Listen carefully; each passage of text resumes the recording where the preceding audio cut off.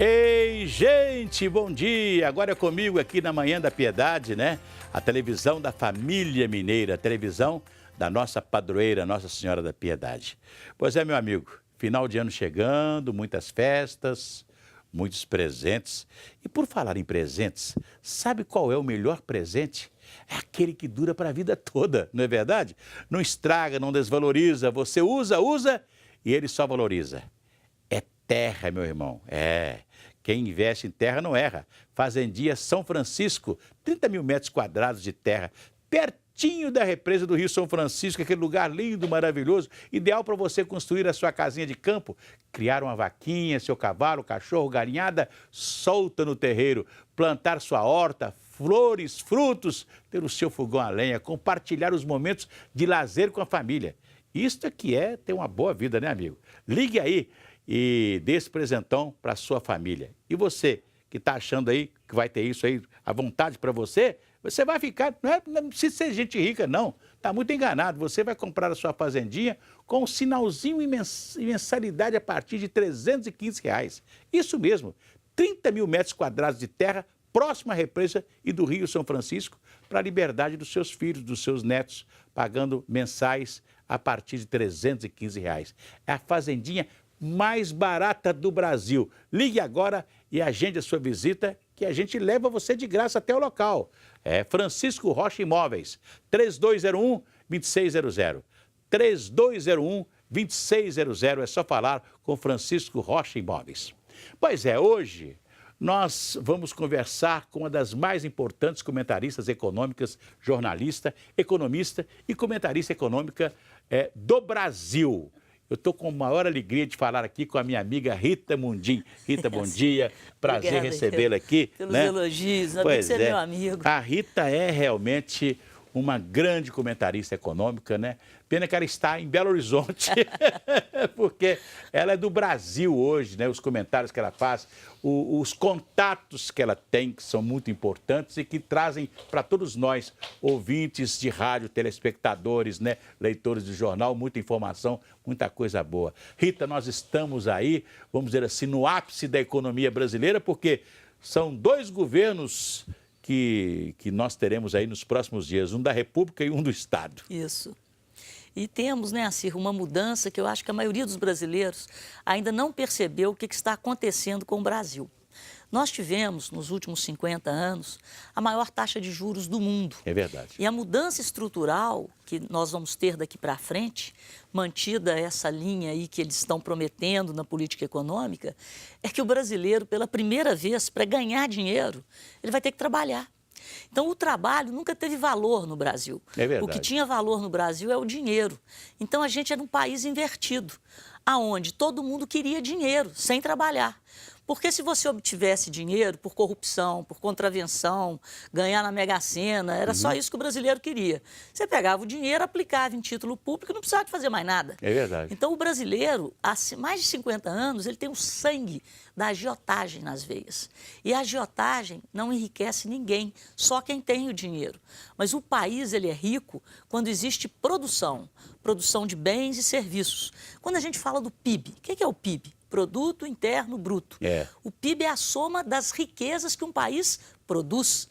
Por que nós não somos a economia que nós deveríamos ser no mundo? Porque aqui o mercado financeiro tem mais importância e relevância do que o mercado produtivo. Então, ser empresário aqui é ser maluco, é ser louco. É verdade. Então, todo mundo monta um negócio e quer vender para ganhar dinheiro, aplicar o dinheiro e viver de renda. Mas acabou a mamata. Nós vamos ter que trabalhar, porque hoje a inflação está absolutamente sob controle e a taxa de juros é a menor da história. Então, se você, fazendo uma conta de padeiro, se você tem uma Selic, uma taxa básica de juros de 6,5%, com uma inflação de 4,5%, o seu ganho real é 2% ao ano. Antes, o brasileiro ganhava 20%, 15% ao ano. Eu estou falando dinheiro, antes, né? há um ano atrás. Um ano atrás. Dinheiro demais. Então, todo mundo só queria dinheiro. Então, corrompia-se por dinheiro, matava-se por dinheiro, tudo por dinheiro. Um cara que tinha 10 bilhões ganhava 1 bilhão no ano. Nós já chegamos a ter uma taxa real de juros aqui no Brasil em torno de 20%. Então, quem tinha dinheiro, aplicava o dinheiro 5 anos e dobrava. O capital sem fazer Nada. Mas sem fazer nada nas costas da sociedade brasileira, porque é o Estado, é a União que paga os juros. Então, quando você compra um título público, que todo mundo aqui que tem dinheiro, que é muito pouca gente, porque, infelizmente, como o juro era alto demais, as famílias brasileiras estão quebradas, estão endividadas. Por quê? O modelo econômico dos governos petistas induzia ao crédito, mas um crédito com juro lá na lua. Então, ninguém dá conta de pagar 300% no cheque especial, 350% no cartão de crédito. É isso que vai mudar no Brasil. Então, o trabalho vai ter valor, como tem em qualquer lugar do mundo. E uma outra coisa, né, Rita? O empresário ou aquele empreendedor que tem um crédito, ele vive um problema muito difícil, porque se ele vai buscar um dinheiro, qualquer tipo de dinheiro, para fazer um pequeno investimento na sua empresa, na sua coisa, os juros é tão alto, porque aí a desculpa do banco, não, é o spread bancário, porque se você pode ser um bom pagador, mas o outro não é. E você paga pelo pecado que o outro comete. Isso, na verdade, a gente tem um oligopólio aqui de instituições financeiras. E esse presidente atual do Banco Central, William Goldfein, e essa política deve continuar, ele lançou um programa BC de Banco Central, BC+. Então, qual é o objetivo? Reduzir o spread bancário.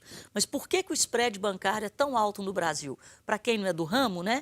O spread é a diferença entre o preço que o banco te compra seu dinheiro e o preço que ele te vende, que é isso que um banco comercial faz. Ele compra e vende dinheiro. Então, a taxa básica de juros, a Selic, que é parente do CDI, a diferença da Selic para o CDI é que a Selic é a taxa do governo, que ele paga quando você compra um título público. E o CDI é a taxa privada, a taxa dos bancos privados. Então, é o certificado de depósito interbancário ou interfinanceiro. Então, os bancos usam essa taxa para emprestarem dinheiro um para os outros. E o CDI é o mesmo valor da Selic, mesma coisa. É manteiga e margarina. Então, a taxa básica no Brasil é 6,5%. O crédito mais barato que existe, com a garantia do seu salário, que é o consignado, ele chega a 3% ao mês. Isso é um absurdo. Que é mais de 30% ao ano. Ao ano. Isso é um absurdo. Então, na média, as famílias pagam, no que a gente chama da linha do crédito livre, a taxa média de juros que as famílias pagam é 70%, 79%. Então, é um absurdo. O que os banqueiros alegam? Falta garantia. Aí você até pensa, não, se eu for comprar um carro, a taxa é menor, a garantia é o carro. Quando você compra uma casa no sistema financeiro da habitação, a garantia é o imóvel. Então, as taxas mais baratas são aquelas onde você tem garantia. Mas você pega um consignado, onde a garantia é o salário, é um absurdo você cobrar isso no salário da pessoa. Mesmo no sistema financeiro, né, de habitação, um cidadão me mostrou, ele pagou no ano R$68 mil de prestações do imóvel, mas apenas 23 mil que foram amortizados. É o tipo do financiamento que é feito, né? Então, primeiro você paga o juro. Os juros, né? Você paga o juro e o principal. Aí eu fico brincando assim, se eu ganhasse um dinheiro desse da Mega Sena, eu ia fazer um pequeno BNH para mim, né, fazendo uma coisa com menos juros, com possibilidade do cara começar a pagar e poder terminar de pagar, né, com tranquilidade. Mas o que eu vejo com bons olhos, que o mercado mais nobre em qualquer lugar do mundo é o mercado de capitais. Aqui no Brasil ele não existe. Porque, a primeira coisa, quando você vira para um brasileiro e fala em capital, ele acha que é dinheiro. Capital não é dinheiro, capital é riqueza.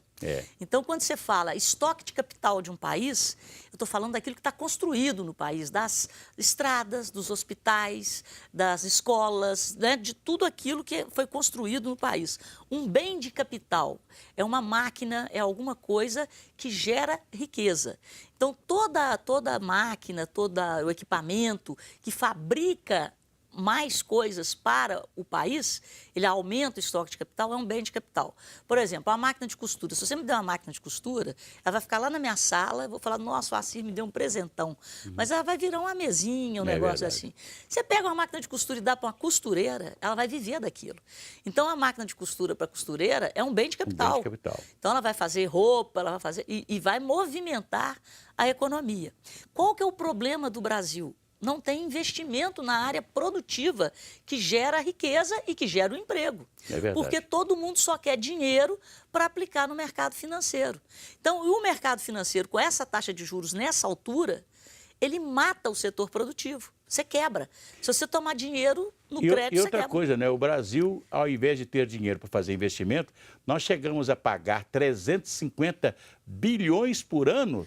500 de juros. 500 bilhões De né? juros. De juros, né? Da dívida. Hoje nós da estamos dívida pagando pública. 250, 280. Quer dizer, diminuiu muito porque a taxa baixou. A taxa baixou, mas né? a dívida aumentou. A dívida aumentou, quer dizer, é um negócio danado. Mas e quais são as perspectivas de novo governo? Então, essa perspectiva que você vê é a perspectiva do trabalho. Nós vamos trocar especulação pelo trabalho. Com certeza. Isso é coisa assim, eu chego até a arrepiar, porque a minha geração esperou por isso. Então, o meu tempo já está passando, eu não vi o Brasil... eu também fui muito crítico disso, né? E nós pagamos caro.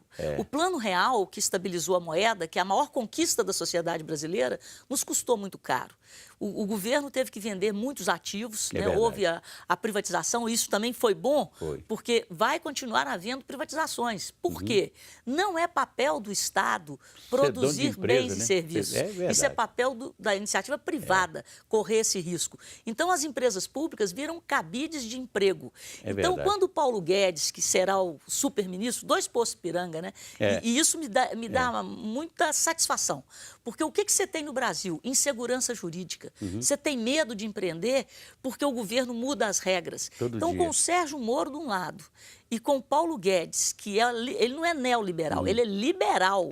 Então, ele quer um Estado enxuto, um Estado competente, onde o dinheiro chegue no município. Então, vai haver uma descentralização das verbas, porque a educação, a segurança e a saúde tem que chegar no cidadão, que está na cidade, não em Brasília, só em Brasília. É menos Brasília e mais Brasil. Então, daqui a pouco nós vamos continuar conversando com a Rita Mundim, porque eu vou falar da Prazer de Ouvir. A Prazer de Ouvir é uma clínica auditiva.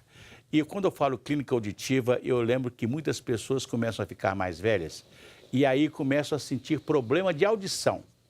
Então, é por isso que eu recomendo que você dê uma chegadinha na Prazer de Ouvir. Fica ali na Afonso Pena, 578, no 18º andar, pertinho da Praça 7.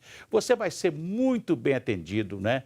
Vai fazer lá, eles vão te colocar a primeira consulta, vão fazer uma série de testes para que você possa tranquilamente ter a sua audição tranquila, maravilhosa. E então, ligue para lá, 3201-8115. E outra coisa, você já viu falar no zumbido de ouvido? Muita gente está tendo zumbido, né? Eles têm a solução para você lá, tá? E tem os aparelhos que você pode ouvir, eles consertam os aparelhos para você. Prazer de Ouvir, Clínica Prazer de Ouvir, 3201-8115, ligue agora!